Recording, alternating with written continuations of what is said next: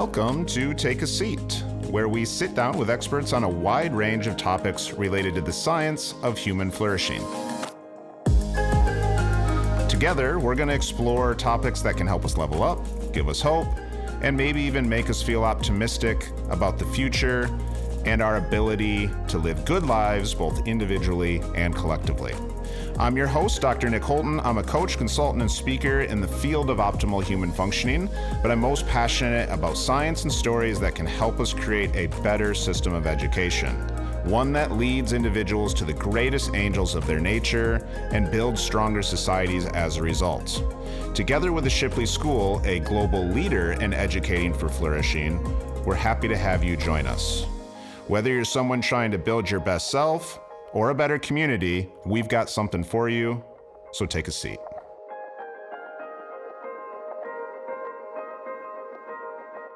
Welcome back in, everybody. In this week's episode, we took a seat with Kristin Weber, and what a cool conversation it was. Kristin has won 2 U.S. national titles in cyclocross, along with medaling 3 times in the Masters World Championships. If you're unfamiliar with cyclocross, as I was, it's a short-distance, multi-lap off-road bike race that often involves inclement weather and horrible riding conditions.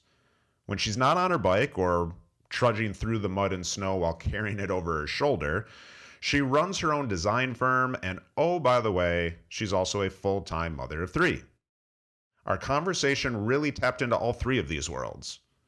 Kristin shared with us a lot of her history, how her parents, close friends, and early educational experiences shaped and supported her interests and enabled her to follow her passions and turn them into a successful and fulfilling life. We dove into some of the habits and behaviors that have allowed her to flourish in both business and athletics, and that have helped her cultivate a synergistic lifestyle that facilitates both.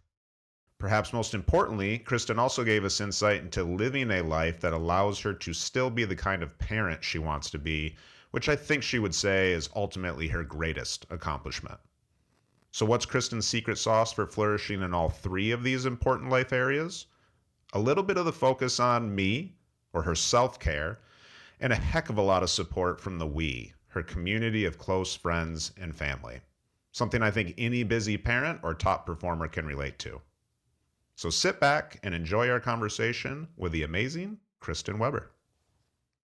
Okay, so let's start with talking a little bit, about I think what brought us to you initially, which is your achievement really in the world of athletics. So you are, I believe, a 2-time champion in cyclocross. I'd love to hear more about that and for you to tell our listeners a little bit about what that is and how you ultimately came to it. I know you have a past of a lot of athletic prowess, and maybe you just fill us in on some of that history a little bit.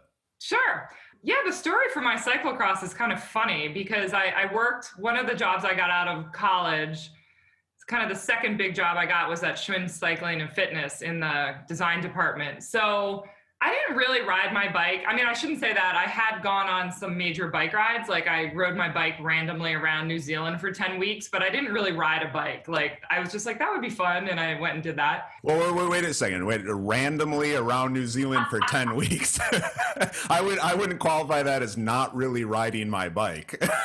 In relation to how I ride now, like I literally didn't ride a bike. Like I knew really nothing about bikes then. It's so funny to go back and just be like, I just thought I would do that because it would be a nice way to see the country. And I seriously loaded up my fly rod and a tiny little tent and a sleeping bag. And I was going to go with one of my best friends from Michigan, actually.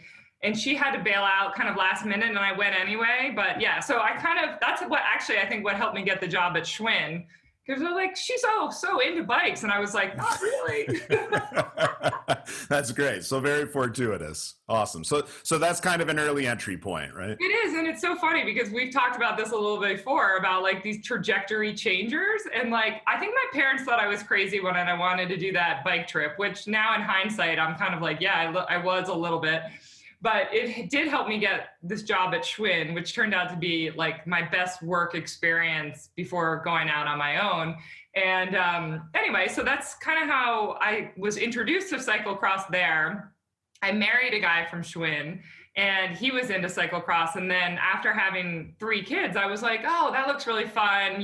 Like I can run and I mountain bike and I'll give it a try. So he literally bought me like a $250 bike with down tube shifters, which is totally hazardous, by the way, for a cross bike, because you don't want to ever take your hands off the bars. But yeah, so I got into it, and like all of the sports I'd ever done sort of like funneled into this one sport, because it's about fast twitch. So as a soccer player, like I'm very good at fast twitch, kind of explosive power, which is what cyclocross is all about.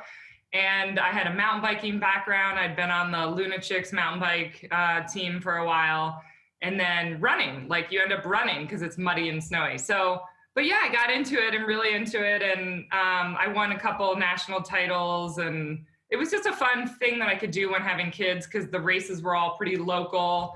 And it's a short race, and it's fun to be a part of that community. So it was, yeah. And so then I like really took it to another level. I'd done like 3 world championships, masters world championships, and podiumed at all of those. So, I'm still got that little carrot hanging out for the worlds, which, I'm thinking they do it in master segments of 5 years. So I'm going to try to go after that when I turn 50. So, which is in a couple of years. So amazing. Yeah, it should be fun. And cyclocross as a sport, I mean, obviously biking on some level, but it sounds like there's an element, it's a short race. There's an element of mountain biking involved. Will you explain exactly what cyclocross is, as opposed to like? Yeah, it was developed by the road racing Europeans who, on the shoulder seasons of like their road season, wanted to train and whatever. So it's a criterium-like course. So it's usually about a mile and a half a lap, and you generally do like 4 to 7 laps. Sometimes you do 2. It just depends on how bad the conditions are.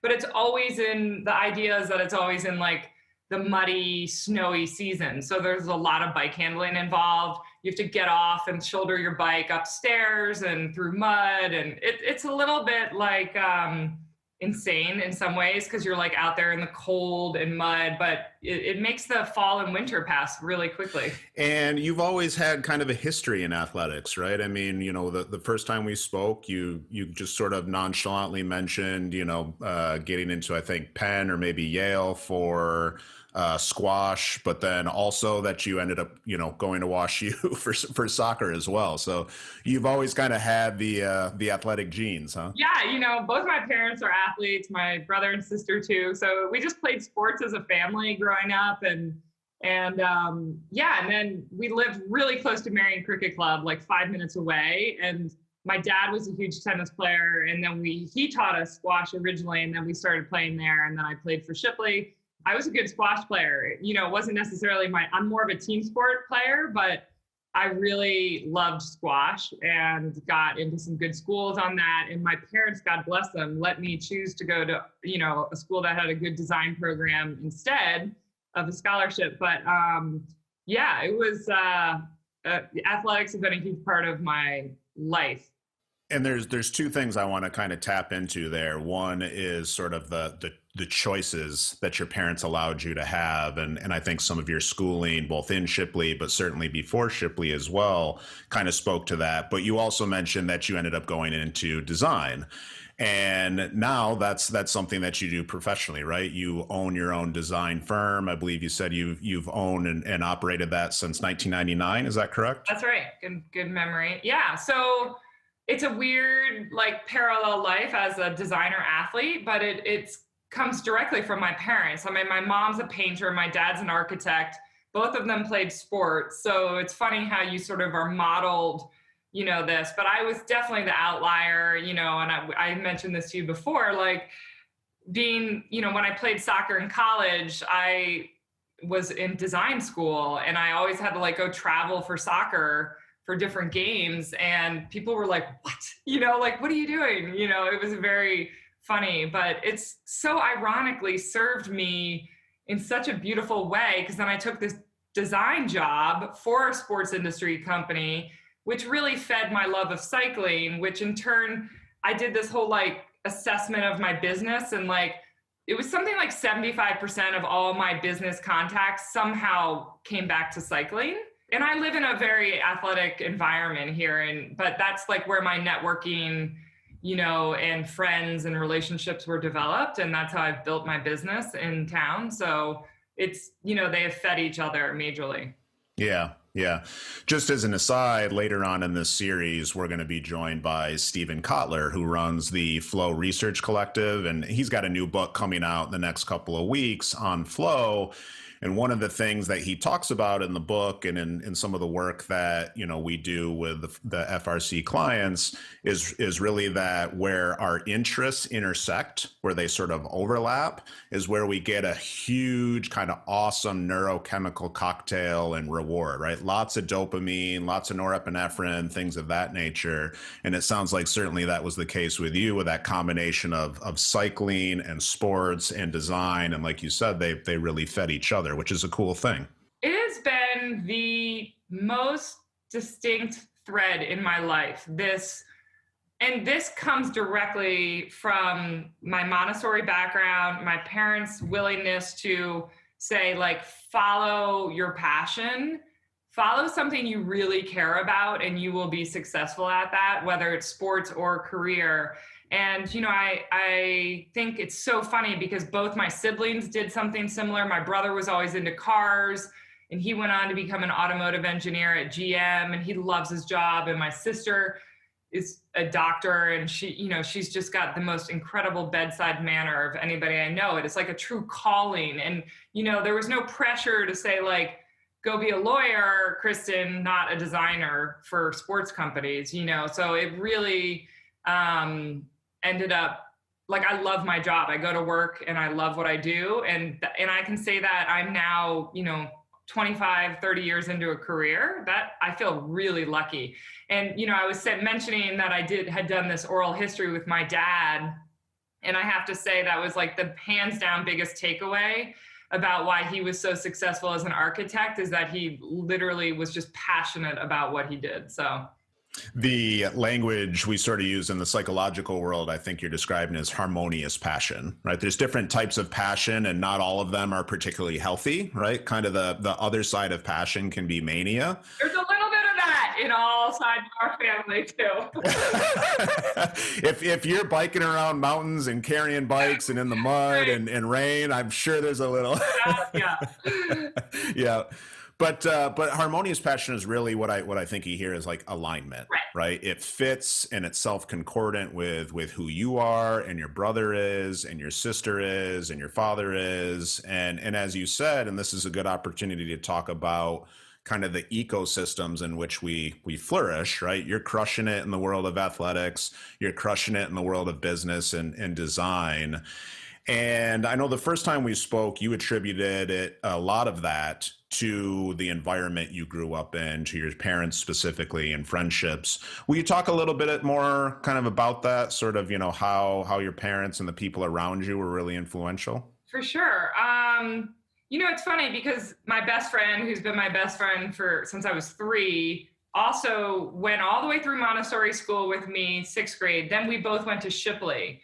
So, I consider her to be like a essential wingman in my path as an artist, because we both became graphic designers, and, she went off to New York City and did that. And I came out here and kind of like lived the sports designer world, and she lived like, more of the fashion, New York City designer world. But, that kind of like fostering of the early passion in a peer group, as well as the teachers at Shipley, honestly, like Miss Wagner and Mr. Barrett's, like, these people helped build confidence in us as artists and designers in a way that is a trajectory changer. So it wasn't like, and there's always like this element of what I give to a lot of my schools credit for is like, I run a business that I am successful at because I have all these other tools besides being a designer, communication being a huge one, being able to write and read and communicate back and forth with the client are things that were fostered in the greatest way, both in my Montessori and Shipley education. So I have this like contemporary peer, but then this family model of like just major support. Like I was asking my parents, like, you never pressured us to do well at school, and all three kids did well, and, you know, did well in college and, you know, whatever. And I think there was an underlying modeling going on there that I think is what all of us kind of followed. Like, you know, dig in, you can go down this road following your passion, but, you know, really give it your best. And that's for sports too. And so I feel like, you know, part of the Montessori education is also like independent learning and a love of learning. And so that like carried through, and actually Shipley in a lot of ways provided that for me, because we had a lot of freedom within the context of my art career at Shipley. And I just remember feeling like, well, the sky's pretty much the limit on what I can do artistically here. And the parameters around us are just sort of holding us up, but not holding us down. So yeah, I think that all played into me being able to go out on my own when I left Schwinn and start my own business, and being able to talk like an adult to other people. You know, artists are known as being sort of like dysfunctional business people. So I feel pretty blessed in being able to run a business, and I'm not like scrambling, and, you know, sometimes I forget to invoice people, but that's about the extent of it, you know? So, yeah, I think I've been very lucky in life to have some amazing teachers and mentors during, you know, that kind of integral part of my growth too. So it sounds like, you know, teachers both, you know, in your Montessori education, and then once you came to Shipley, they gave space for a lot of autonomy and choice, as did your parents, but they also really kind of helped, I guess, sort of support those choices through the development of skills and mastery, right? And these coincidentally are two major components of intrinsic motivation, right? It's one thing to choose what we want to go into and be interested in, right, but we also have to be good at it, or develop these competencies yes. in it. And it sounds like that certainly was your experience. And by the way, it sounds like not necessarily only in the world of art and design, right? A lot of the sort of, I guess, supplementary skills as well. Yeah, I think so. I mean, yes, I feel very blessed, and I try to facilitate that for my own kids, you know, not to be so, I'm never heavy-handed about them pursuing something like go down this road or go down, you know, because I think it becomes a fruitless effort to put your own desires on your child. And so they can just flourish so much better in an environment where they're kind of supported from the bottom, and then they have the ability to like work that spectrum in whatever way they want. So. Sure. It occurs to me, you know, you're talking a little bit about your friend. You can give her a shout out, by the way, if you want. Who, Ashley Sargent? Woohoo! Yeah. There we go. Okay. Awesome.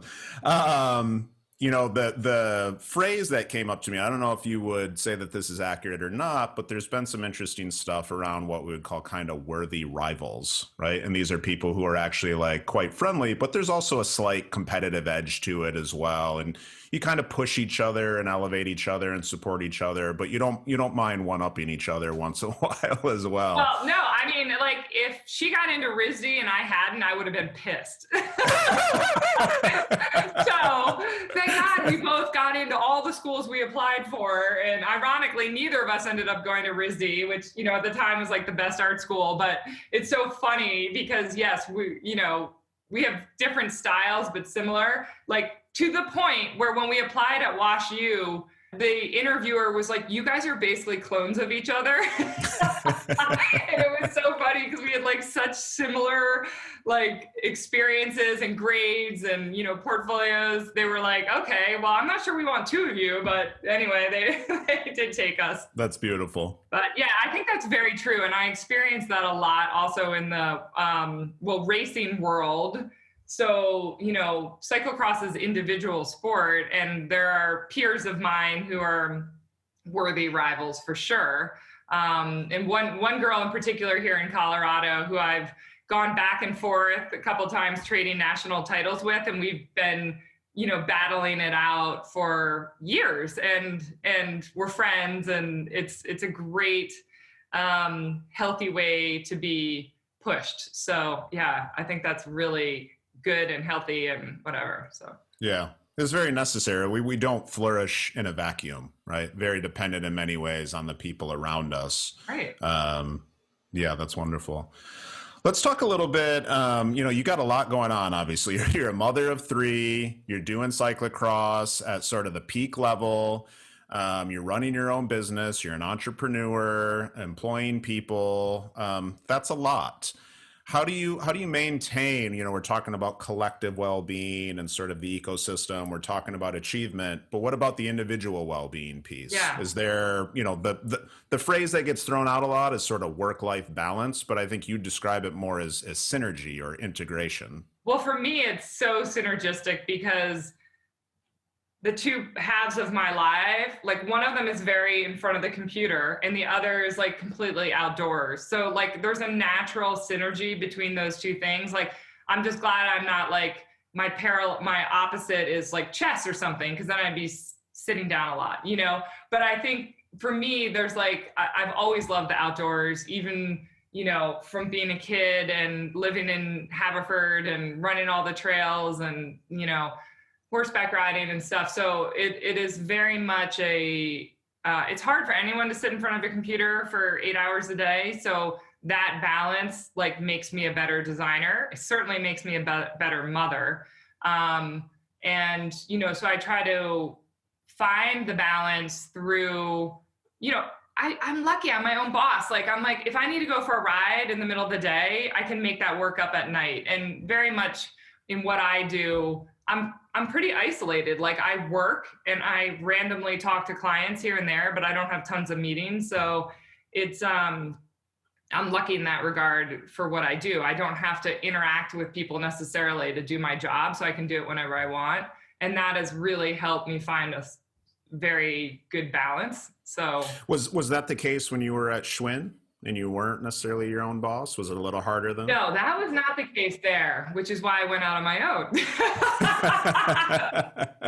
I mean, the whole like, you were late, Kristin, it's 8:15 in the morning and you are late to your job. And I had been there till like 3 a.m. working on colors and graphics thing really was hard for me.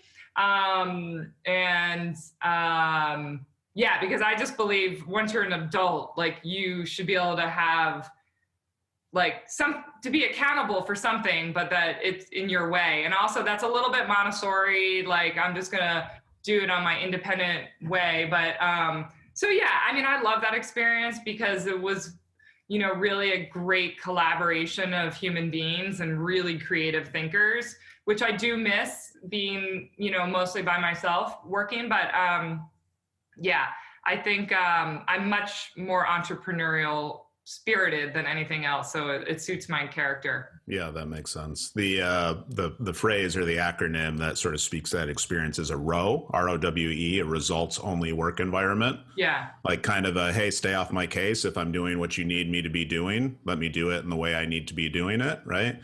And as you said, that's going to be my next question is, again, that kind of speaks to some of the freedom and the autonomy.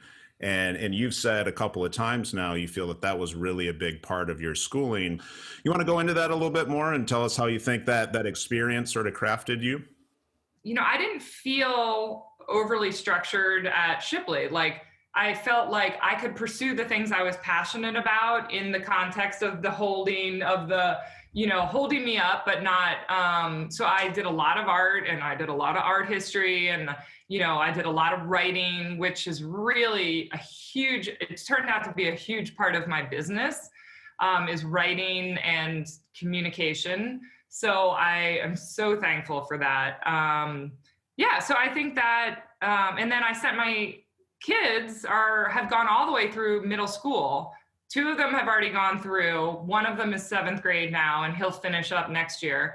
But it's been a huge way for me and for my kids to learn the love of learning, because within the context of that structure, you're able to pursue things you're passionate about without sort of like these rote check marks of, things that have to get done. So this, the environment they had and I had was like, oh, Keely, you're really into math right now. We're going to go up here and get like, 7th grade math when you're in 5th grade because you've gone through these works and things like that. So I think that's been great for my kids' education. So.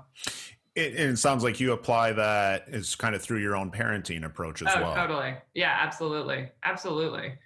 What does that look like? Well, it's interesting, so I read that book Grit by Angela Duckworth. Angela Duckworth, yeah, and that so resonated with me, and I was like, yes, that's probably what it is. A little bit of the idea, kind of what we were just talking about, of like having something you're passionate about. It's not just like forced on you in school. It's more of your extracurricular. But how do you take that passion for something that you have and stick with it? And, and mesh those two things together to create a career or whatever. And so I bought into that big time. And, so sometimes I've seen my kids go through times, and we all have, where you're like, oh, you don't want to do that anymore. Like, okay, we'll make some sort of structure. Like, let's just finish this out. It's not all fun. My dad always used to say, like, you can break your business into 4 tiers. Like, top 25% is like the clients you're striving for. 50% of the time you're like doing the work, and that is like the bread and butter of your business. And then, you're kind of trying to shut out the bottom 25%. So it keeps this like upward reaching pattern to your career, whether it's in cycling or design or whatever, so. You bring up I think, an important insight. So in one of our early episodes, we had on Dr. Scott Barry Kaufman, who has taught at Columbia and NYU and also UPenn. And he brought up grit. He's friends with Dr. Duckworth. And we talked about it a little bit. And I think there's a kind of a common misconception that grit is always either easy or always hard. And really, I think what you're speaking to, it's a little bit of both. If we find something we're passionate about, as you've described here, you've used passion several times, it can be a little easier to maintain that grittiness with it. But it's not all fun all of the time to pursue a passion. No, don't get me wrong. It is not all fun. And I'm sure that's been the case with cyclocross, right? So there are some hard days out there. Don't get me wrong. It's not all like rainbows and unicorns, for sure. So what are your strategies when passion isn't enough to sort of maintain that grittiness? What are some of your strategies for being gritty? That is a very good question. I mean, I am just, I'm just a doer. I'm a little bit hyperactive. So I like to be doing something, and I realize, and it comes from experience too. And the more I kind of move along in this life, I realize that, a lot of, and this is so cliche, but it's so true. Like, it's not really that fun just to be really good at something and go get an accolade for it. For me, it is like so, and I can speak to this in both business and cyclocross. I lost a lot of races before I won. And it only makes it sweeter to be successful when you've like put in the time. And that's the same with my business. You have to put in the time. And so you're like building these blocks to move towards something. And that to me is just super satisfying. And sometimes it's like hard work, and sometimes it's, the last thing you want to do. But I think, having a vision for yourself and where you want to land always helps me kind of work through those not so fun times. Dr. Kaufman mentioned a growth motivation. That's what it sounds like to me. You're very oriented towards and motivated by growth in a lot of different ways, shape, and forms. Right? Absolutely. I mean, I see it even in like my wheels turning about for my kids, like, where's their growth opportunity? And, bearing witness to them delving into something that they're really enjoying, and watching them come through those steps is so satisfying. I just like change, and I like growth, and I like having goals. And, so in any environment, I think that's, it's just something that moves things along in a really healthy way. So how do you find the balance, maybe sort of strike, or deal with the tension between being gritty and potentially taking it too far? Like there are times in life to let things go or to quit things or to move in other directions. And you've talked a lot about pursuing interests and following curiosities and passions.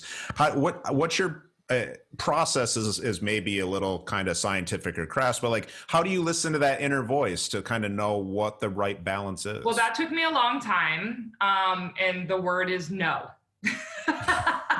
No, I cannot do that. And no, I cannot do that. So what you realize, and this only comes from experience, because I'm sort of like a pleaser giver personality, is that you just end up spreading yourself so thin over time. And if you can't learn to sort of stand up for yourself with sort of this end goal in mind, whatever it is, and set boundaries, you end up just diluting the whole experience and not being really good at anything. So that is sheerly comes from failing a whole lot and not really like getting to the goal because I just did 15 other things I wasn't supposed to be doing. Jack of all trades, master of none. Yes. Yeah. And I heard somewhere along the lines, like, you can only really be good at 3 things. Like, what do you want to be good at? Like, what do you want your legacy to be? And, is it a great parent? Is it the, doctor, peer group, accolades? Is it, whatever. And I think that you have to kind of assess that. And, Freud said you're not even interesting until you're like over 40. And that is so true. So, I mean, what I hear is really the power of a positive no, right? No, understanding what to say no to and kind of putting up those guardrails. How do you help your kids do that? Some people are really good at saying no. I just happen to not be good at saying no. How do I teach? Well, I teach my kids things that I wish I had known a little bit earlier on, which is more self-confidence in holding yourself center and like what feels right of center in your body, and saying like, it's okay to decline that, or it's okay to really push hard for this. And that just comes back to being a little scattered for me in my younger years. And now I'm able to sort of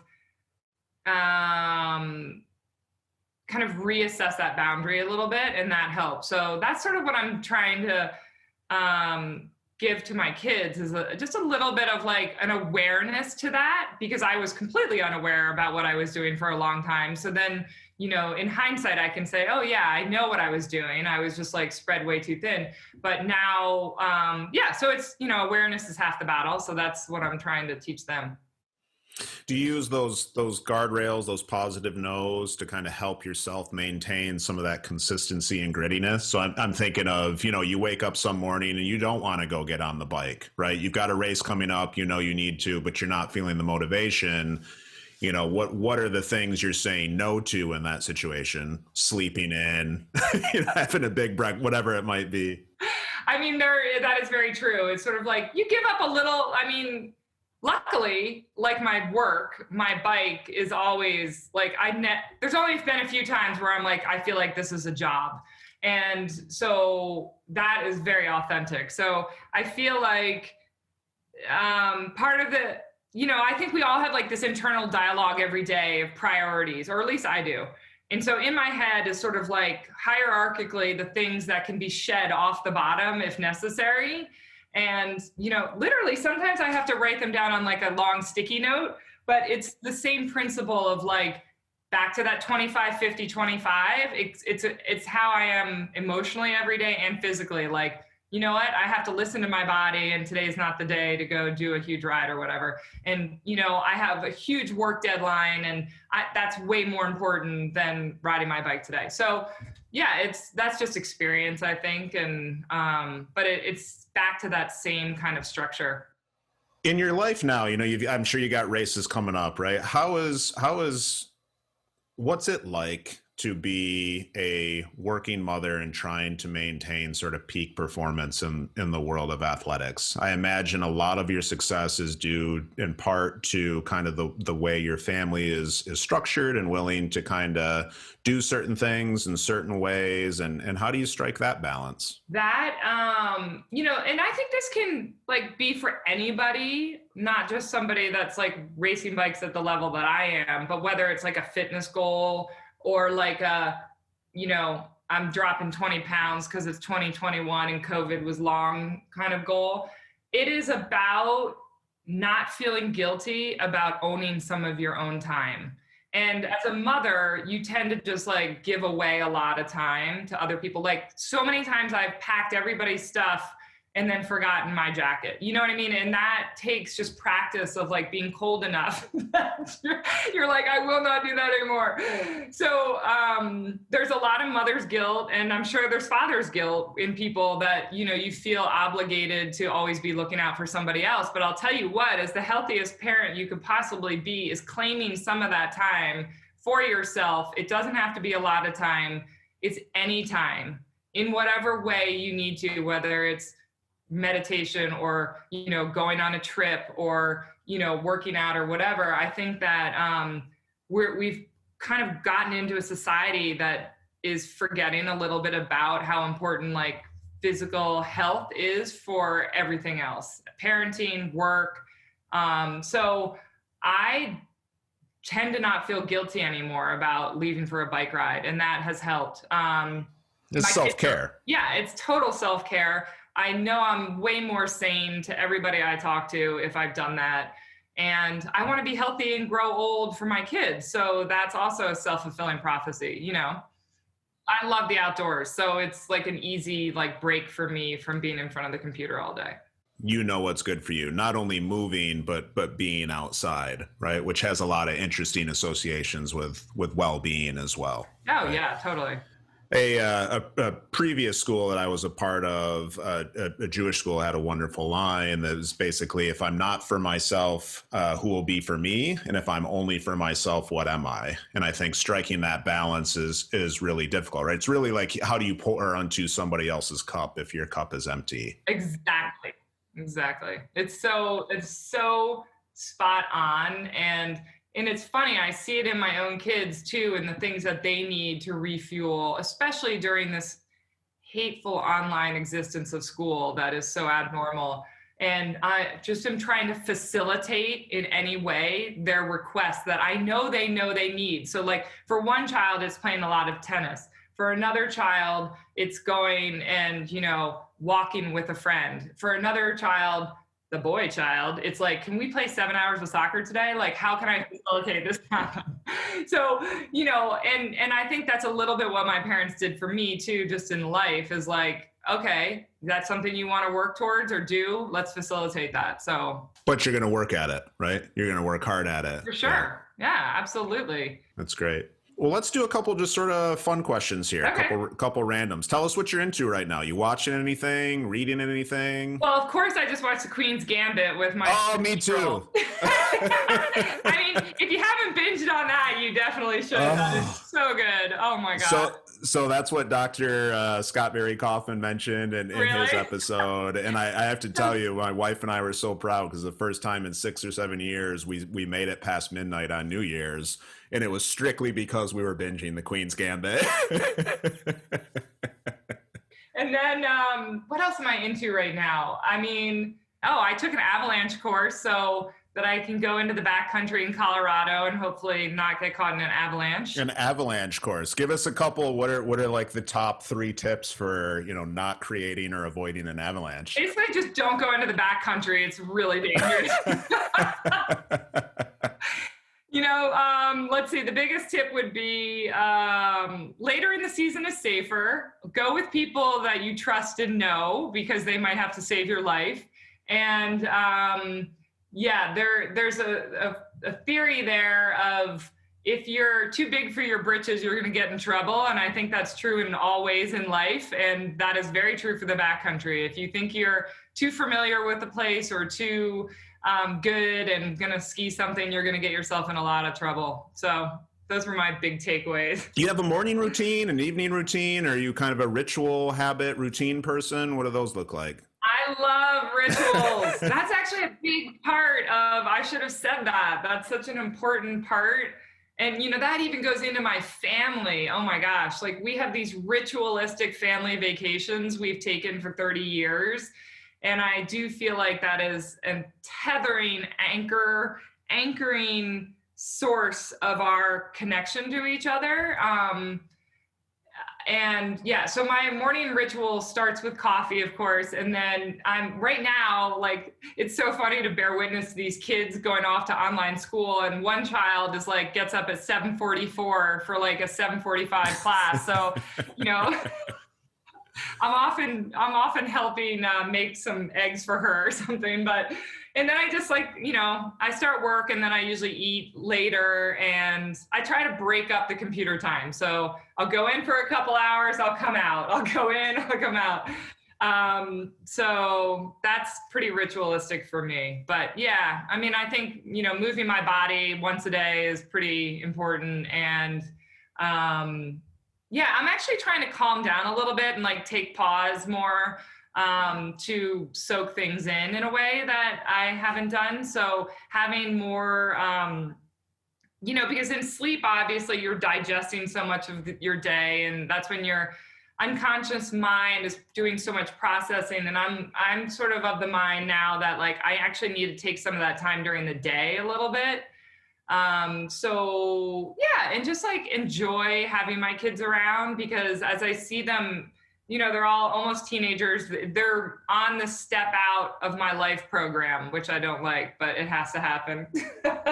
So just spending time with them, and that's part of the good ritual. Sure. You mentioned feeling hopeful, and that's really kind of the big theme or point of this series is trying to inspire hope for both individuals to be their best selves, not just, in terms of performance, but also in terms of just behavior and how we treat others, and sort of being the best version of ourselves, but also hope for kind of the greater collective flourishing. What exactly are you feeling hopeful about? Well, I truly, in life, have always wanted to associate with the whole, a community whole. I mean, in a Montessori school, there's so much, and even at Shipley, there's so much connection with doing something for the community. It really instilled in me like an ethos for the rest of my life about being part of a whole. So for me, that looks like, well, in the immediate circle is my family, like I'm just hoping my parents get out of this pandemic without getting COVID. And they've been troopers and really locked down. So I can't wait for them to be the people that they are again, and so social and traveling and all that. And the bigger whole obviously is just to find I think people need to find the happiness within themselves to go out and be part of something that's happier. And I think what we see now is a lot of unhappy people globbing together to be in an unhappy ball. And it's just like really unpleasant. And so, my thing is to find what it is that makes you happy. It can be one thing, it can be 10, but this is like our life goal. And then that translates into being able to be more open to a community, and that's contagious. So I think, that's sort of, yeah. And I just think doing nice things. Like a friend of mine just said to me today, his favorite quality was kindness. And I'm like, you know what? That is so right on. Let's just try to be a little nicer to each other. And it comes back in waves and waves of good stuff to you. So. Well, just as a guy who, spends a lot of time in the world of positive psych, I just have to mention, kindness is highly associated with happiness and meaning and things of that nature. Yeah, it's a really interesting area of research. If you could snap your fingers and impart maybe one skill, habit, exercise, something like that, so that more people could flourish, what do you think that skill or habit would be? It would be It would simply be this sense of obligation to not allow yourself to have an hour a day to yourself.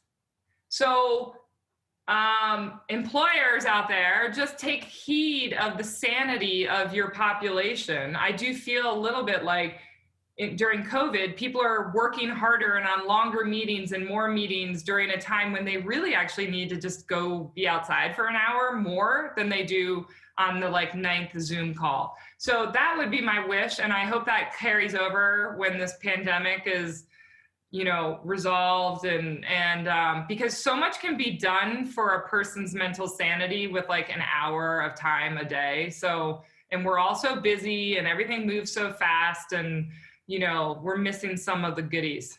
Very well said. And I think that's a good place to start wrapping up. So Kristin Weber, I think this was an awesome conversation.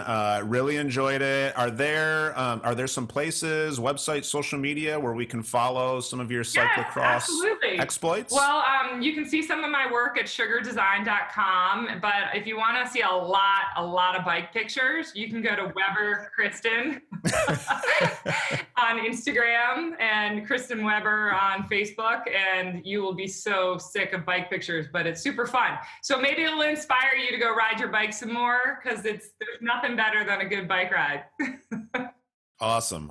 My bike's sitting down in our garage and I'm excited to do it, but I also live in the city of Philly, so I'm going to be a little careful about that. But right. That's like bike riding with fear. There's like a good mixture there of like, am I going to get killed by a bus or something? Yeah. But And tell me the website you said, Sugar Rush? Sugardesign.com. Oh, Sugar Design. Yeah, Excuse me. I decided not to go with Gustafson, which was my maiden name, because no one can say it or spell it. So Terrific. Well, we'll put those in the show notes as well. And perfect. We just really thank you for the time. We really appreciate it. Yeah, it's been so fun to chat. I really enjoyed it. Thank you so much. Same here. Thank you. All right. Take care. You too. Bye. Our show is produced by the Shipley School, an independent pre-K through grade 12 day school, rethinking education and daring to hope that we can, in fact, build a better future. I'm Nick Holton, and I'll be your guide through these conversations. Come on and join us.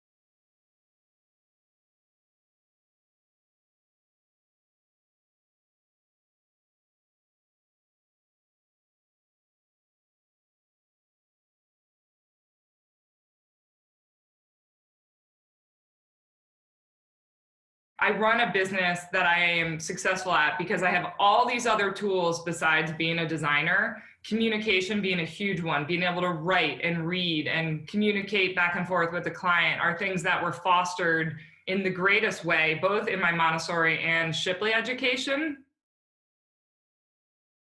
The two halves of my life, one of them is very in front of the computer and the other is like completely outdoors. There's a natural synergy between those two things. Like that balance makes me a better designer. It certainly makes me a better mother.